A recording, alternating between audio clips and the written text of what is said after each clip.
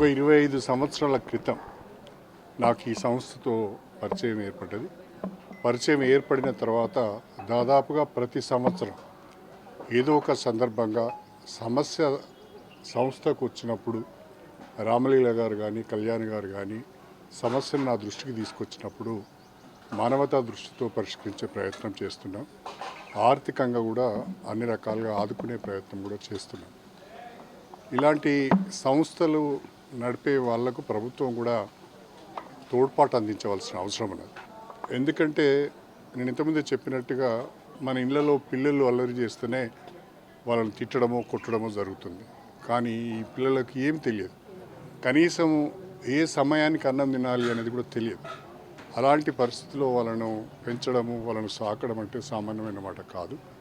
వాళ్ళకి అన్ని రకాలుగా మనోధైర్యాన్ని ఇవ్వవలసిన అవసరం ఉన్నది. నా మటుకు నేను గత 25 సంవత్సరాలుగా ప్రత్యేకమైన దినాలు, పండుగలు కానీ పుట్టినరోజులు కానీ అలాంటివి ఏమున్నా కూడా సంస్థకు వస్తున్నాం.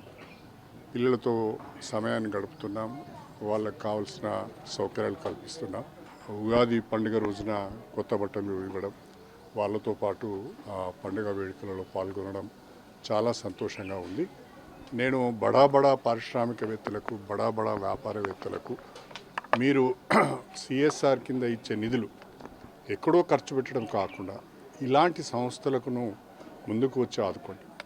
మహానుభావులు కీర్తిశేషులు రామోజీరావు గారు ఇక్కడ ఈ పిల్లల కొరకు ప్రత్యేకంగా ఒక బిల్డింగ్ కట్టించి ఇచ్చాడు. ఆ బిల్డింగ్ కట్టించి ఇచ్చాడు కాబట్టి ఈరోజు వాళ్ళు చక్కగా దాన్ని ఉపయోగించుకోగలుగుతున్నారు. ఆ రకంగా ఈ ఒక్క సంస్థే కాదు, రాష్ట్రంలో కానీ దేశంలో కానీ ఇలాంటి సంస్థలు ఎవరైతే నడుపుతున్నారో ఆ బిడ్డలను కాపాడటానికి మన వంతు ప్రయత్నం మనం చేయాలి.